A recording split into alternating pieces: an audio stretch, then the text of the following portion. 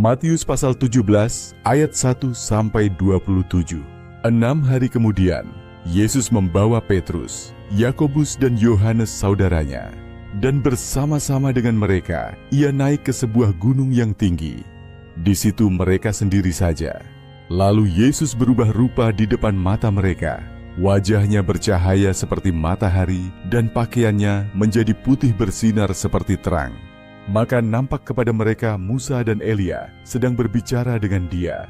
Kata Petrus kepada Yesus, "Tuhan, betapa bahagianya kami berada di tempat ini. Jika Engkau mau, biarlah kudirikan di sini 3 kemah, 1 untuk Engkau, 1 untuk Musa, dan 1 untuk Elia." Dan tiba-tiba sedang ia berkata-kata, turunlah awan yang terang menaungi mereka, dan dari dalam awan itu terdengar suara yang berkata, "Inilah anak yang kukasihi, kepadanyalah aku berkenan, dengarkanlah dia." Mendengar itu tersungkurlah murid-muridnya, dan mereka sangat ketakutan. Lalu Yesus datang kepada mereka, dan menyentuh mereka sambil berkata, "Berdirilah, jangan takut." Dan ketika mereka mengangkat kepala, mereka tidak melihat seorang pun kecuali Yesus seorang diri. Pada waktu mereka turun dari gunung itu, Yesus berpesan kepada mereka, "Jangan kamu ceritakan penglihatan itu kepada seorang pun sebelum Anak Manusia dibangkitkan dari antara orang mati." Lalu murid-muridnya bertanya kepadanya, "Kalau demikian, mengapa ahli-ahli Taurat berkata bahwa Elia harus datang dahulu?" Jawab Yesus, "Memang Elia akan datang dan memulihkan segala sesuatu, dan aku berkata kepadamu, Elia sudah datang, tetapi orang tidak mengenal dia dan memperlakukannya menurut kehendak mereka.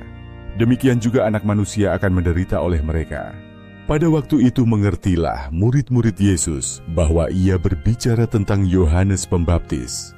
Ketika Yesus dan murid-muridnya kembali kepada orang banyak itu, datanglah seorang mendapatkan Yesus dan menyembah, katanya, "Tuhan, kasihanilah anakku.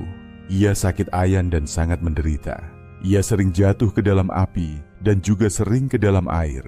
Aku sudah membawanya kepada murid-murid-Mu, tetapi mereka tidak dapat menyembuhkannya." Maka kata Yesus, "Hai kamu angkatan yang tidak percaya dan yang sesat, berapa lama lagi aku harus tinggal di antara kamu? Berapa lama lagi aku harus sabar terhadap kamu? Bawalah anak itu kemari." Dengan keras Yesus menegur dia, lalu keluarlah setan itu daripadanya, dan anak itu pun sembuh seketika itu juga. Kemudian murid-murid Yesus datang, dan ketika mereka sendirian dengan dia, bertanyalah mereka, "Mengapa kami tidak dapat mengusir setan itu?" Ia berkata kepada mereka, "Karena kamu kurang percaya. Sebab aku berkata kepadamu, sesungguhnya sekiranya kamu mempunyai iman sebesar biji sesawi, saja kamu dapat berkata kepada gunung ini, 'Pindah dari tempat ini ke sana,' maka gunung ini akan pindah, dan takkan ada yang mustahil bagimu. Jenis ini tidak dapat diusir, kecuali dengan berdoa dan berpuasa." Pada waktu Yesus dan murid-muridnya bersama-sama di Galilea, ia berkata kepada mereka, "Anak Manusia akan diserahkan ke dalam tangan manusia, dan mereka akan membunuh dia, dan pada hari ketiga ia akan dibangkitkan." Maka hati murid-muridnya itu pun sedih sekali. Ketika Yesus dan murid-muridnya tiba di Kapernaum, datanglah pemungut bea bait Allah kepada Petrus dan berkata, "Apakah gurumu tidak membayar bea 2 dirham itu?"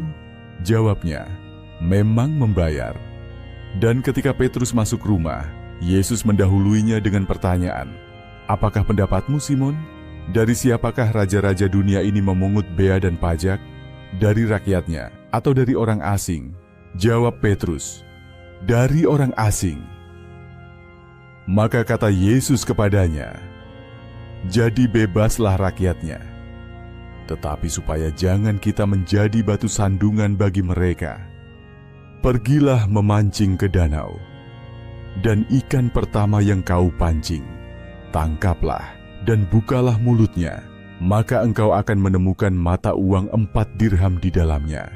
Ambillah itu dan bayarkanlah kepada mereka, bagiku dan bagimu juga."